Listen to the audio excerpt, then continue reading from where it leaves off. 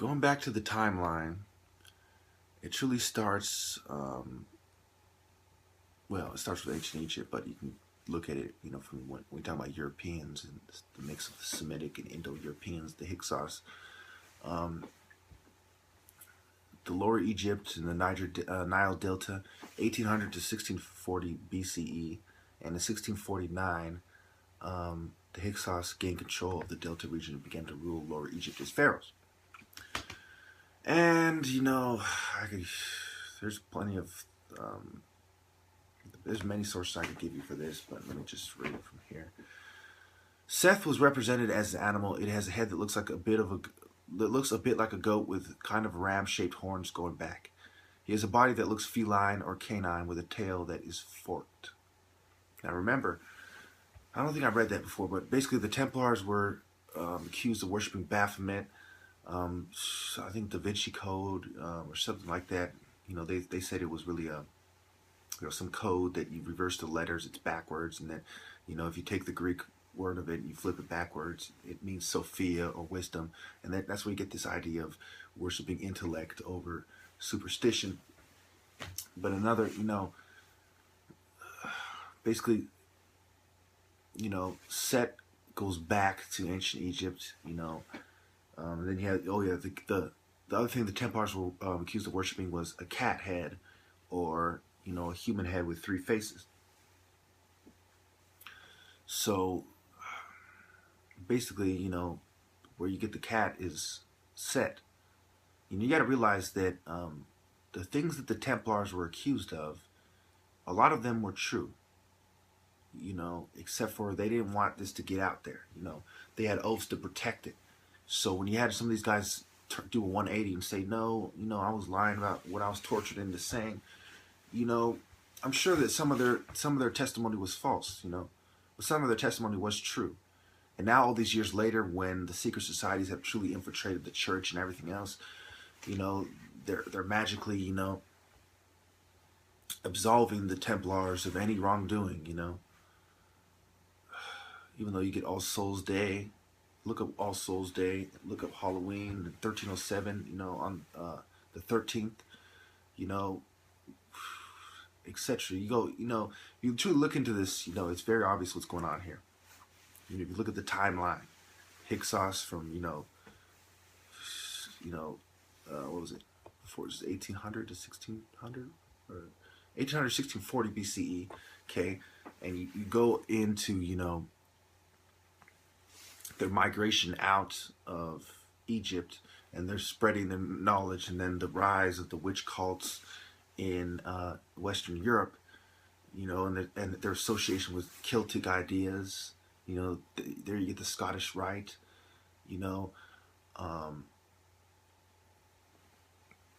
then you look at the witch hunts in 1400, 1700 especially. Then you get, what was it, 1800 something, I forgot what it was, but this Eliphas Levi and his portrayal of the Baphomet. You look at the timeline, there's no fucking way that there wasn't a witch cult. Okay, was all the witches who were executed really witches? I highly doubt it. I wouldn't be surprised if only a handful of them were really witches. I wouldn't be surprised if it was the real witches killing the non-witches. Okay? But the point is, there was fucking witches there. Okay? There always was, going back thousands of years. And it's quite sad that society has come to these ignorant conclusions. That magically, people stop worshiping Set when you have the temple of Set in San Francisco to this day. I think magically, that people don't pick up these ancient ideas. All through history, people took these ancient ideas and ran with them. And there was revivals, and it's funny that, I'm going to end with saying this. Comparison to psychiatry. Remember, I talked about all these psychologists, Jung and Freud. They're into the occult and still seances and all kinds of madness. And they're into, mythology. And so, psychiatry, if you start talking in a way that society doesn't agree with, they'll say you've relapsed and you need a higher dose of medication, which is soft killing you. And when the Jacques de Molay, and I think it was Duchancey or something, they both said that, hey, you know, we lied in front of the Pope, and we're gonna, you know, we're innocent, and we want to defend the orders. Then they were accused of relapsing into heresy, you know, relapsed heretics. Okay, the same ideas still exist today. You know, if you go back to saying something that is heresy or blasphemy or not with society's social norms, then you must have relapsed. And it's very interesting how society went from going after people who did things that were considered wrong in the eyes of religions that I respect, Christianity, Islam, to persecuting people who are doing things that are considered right and fundamental and essential in the eyes of the religions I respect, Christianity and Islam. So I would go as far as to say that, yes, society has things are turned upside down. You know, we're now persecuting the true believers, and the hospitalers. You know, hospitals are still around. The abuse of hospitals still exists today. You know, the pretense of doing good and hoarding money, you know, using religion and hospitals still exists today. Period. You see that in psychiatry. You see that in many ways, you know, and you see people abusing foster kids and people who are adopted by these groups, you know, and those people end up joining these secret societies, you know. It's very sick, you know. One thing that they accuse the Templars are of requiring the new people to have sex, you know, and members to have sex with Templars, you know, gay sex, sodomy, you know, when requested. And it's the same thing, you know. The bodies of these secret societies are considered, I don't know how to word this correctly, but they're considered part of, they basically own their bodies, you know, for the cause, you know. And you'll see this in a lot of Masonic lodges. You'll see that they have a woman who is required to be attractive to take part in some of the rituals, the sex rituals in the higher degrees, especially in these orders like the OTO and the Golden Dawn. You definitely saw that in sex magic. Just Google occult sex magic. It's you know, it's not a secret. It's out there.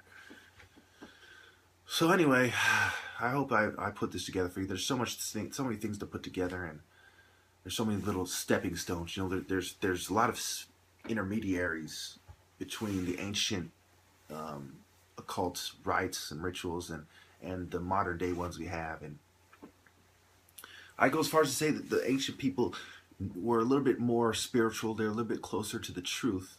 And if you go way back in the Bible, to biblical times, there was sorcerers still around. Okay, so there's a certain truth to sorcery and witchcraft, but nowadays nobody knows it. There is no more witchcraft. Witchcraft as an authentic craft does not exist anymore. Period. What does exist is people who use science to fool you, science and psychology, to, you know, pseudoscience, scientific psychology, to fool you into thinking that there is witchcraft. You know, what people can do with technology, it mimics what witchcraft used to be able to do without technology. And I'm gonna end there. You know, this is the third video of this series. You know, I've been making a lot of videos recently, so I really don't want to make this one. You know, I made like, and since last night around fucking, I don't know, around 8 or 9, I've made fucking 6, 7 videos. You know, 10 minutes. I'm gonna, and I don't want. I always face this problem that I don't want to drown out. I don't want to bury all the good videos I've made. You know, I have so many good videos that are just buried behind tons and tons of it. You click the video link on my channel, Sid Jackson. You know, you see all these new videos, right? So all the old videos I want people to see as well, they're buried under these. And are they really gonna look up the old videos? You know, probably not. You know, I have such. It's like, wow. There's new good stuff, and then there's old good stuff. You know, I encourage everyone to watch all my videos. Okay, if you don't want to watch all my videos to see the progression, because there's good stuff going back to Illuminati Part 1, watch the Robot channel, Sid Jackson, and Mech Look. Thank you.